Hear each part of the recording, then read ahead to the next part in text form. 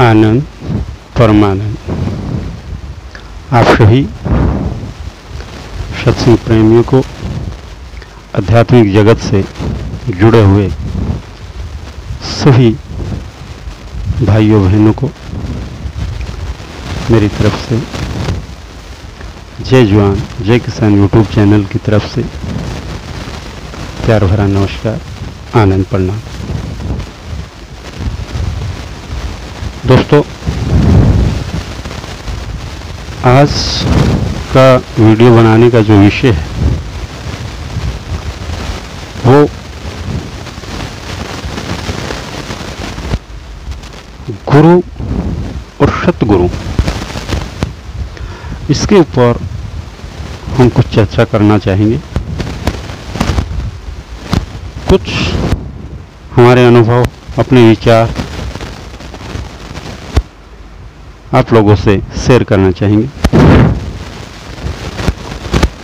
तो इसके साथ आइए वीडियो का जो मेन मकसद है, जो मेन पॉइंट है, उसके ऊपर चलते हैं।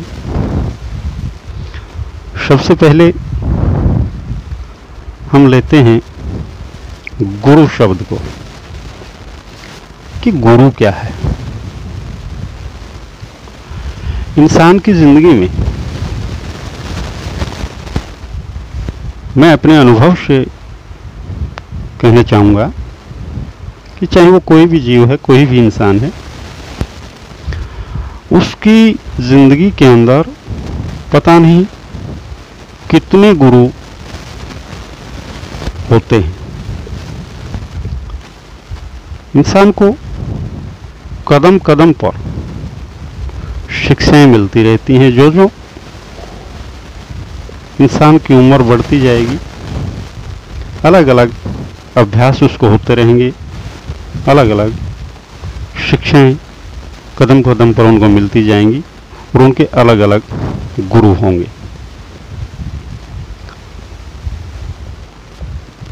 सबसे पहले जब हमने जन्म लिया किसी भी जीव ने, तो सबसे पहला जो उसका गुरु है वो उसके माता और पिता हैं। उसके बाद में उसके अनेकों गुरुओं की लिस्ट जारी हो जाती है। जो जो उसकी उम्र बढ़ने लगती है तो उसके गुरुओं की संख्या भी बढ़ती जाती है। इसके बाद में दूसरा जो शब्द है सतगुरु। सतगुरु क्या है? हमारे अनुभव से सच्चाई का बोध कराने वाला, सत्य का बोध कराने वाला, सत्य का ज्ञान कराने वाला ही सतगुरु है। जो जीव को ये ज्ञान कराता है, ये बताता है, उसको ये आभास कराता है कि हे प्राणी, हे मनुष्य, तेरा पता नहीं कितना जन्म हो चुका है, कितना होने वाला है, किस योनि में हुआ है, और इसके पीछे का कारण क्या है, क्यों हो रहा है, क्यों तो बार बार इस पृथ्वी लोक के ऊपर जन्मता है, मरता है, कर्मकांड करता रहता है। इसका कारण क्या है? इसका बोध जो हमें कराता है वो सतगुरु है।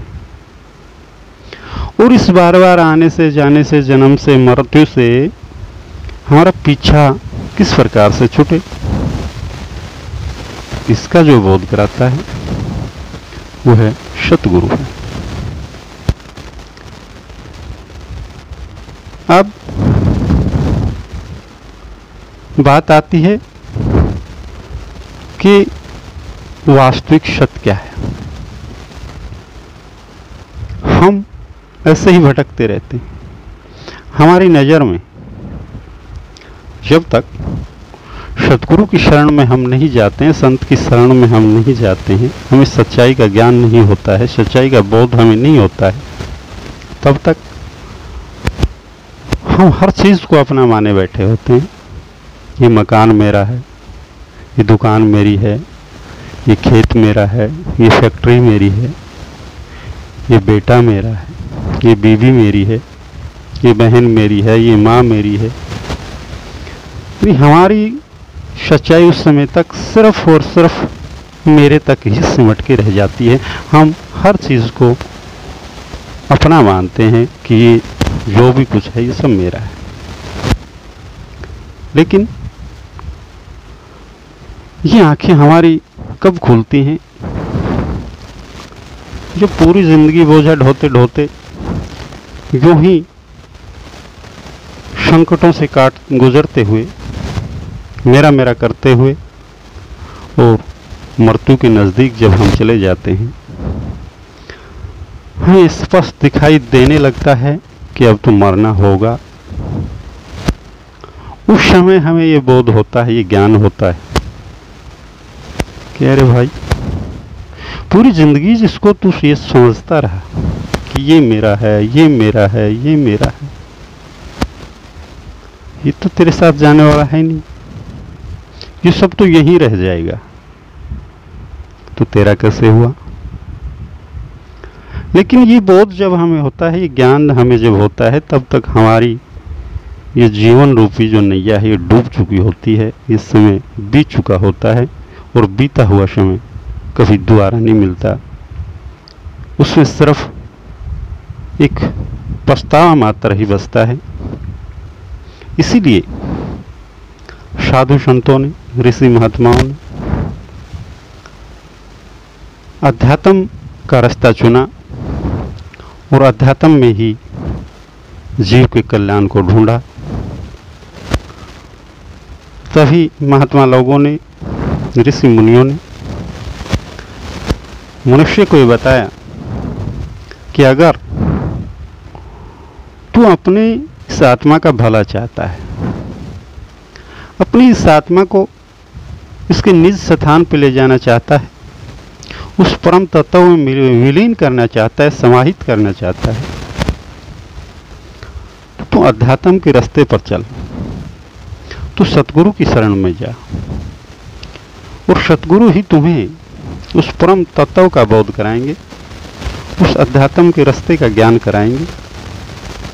सतगुरु ही तुम्हें बताएंगे कि तुम्हारी इस आत्मा का निदान, इस आत्मा का परमात्मा से मिलन, इस आत्मा का परम तत्व में समाहित होना कैसे संभव है और वो किस प्रकार से हो सकता है। अब इसमें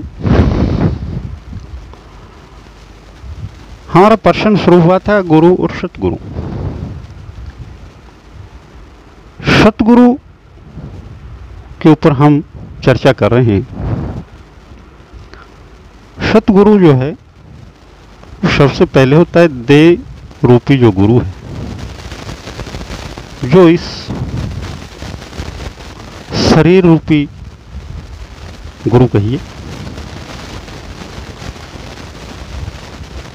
एक तो वो सतगुरु है, दूसरा सतगुरु है वो है शब्द गुरु, जो हमें देह रूपी जो गुरु है उसके माध्यम से हमें मिलेगा। वही एक सच्चा रास्ता है। शब्द रूपी गुरु जो है वही उस परम तत्व से, परमात्मा से मिलने का, मिलाने का एक प्रमुख साधन है। लेकिन इसका मतलब ये नहीं है कि हमने गुरु तो बना लिया और गुरु ने हमें शब्द रूपी सतगुरु के नाम में दीक्षा दे दी, तो अब बाडी गुरु यानी देह गुरु की क्या आवश्यकता है।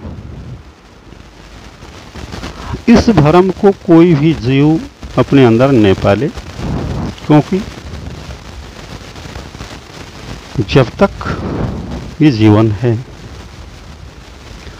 दे रूपी गुरु के बगैर हमारा उद्धार नहीं हो सकता।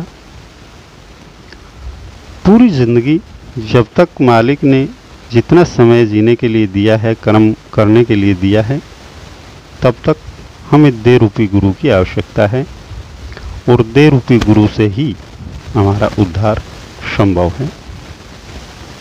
ये मानता हूँ कि शब्द गुरु एक वास्तविक गुरु है, एक वास्तविक रास्ता है, लेकिन उससे पहले दे गुरु ही एक सही रास्ता है। जो हम गुरु की संगत करेंगे, जितनी गुरु की संगत करेंगे, जितनी गुरु की शरण में रहेंगे, उतना ही ज़्यादा फल जीव को मिलता जाएगा।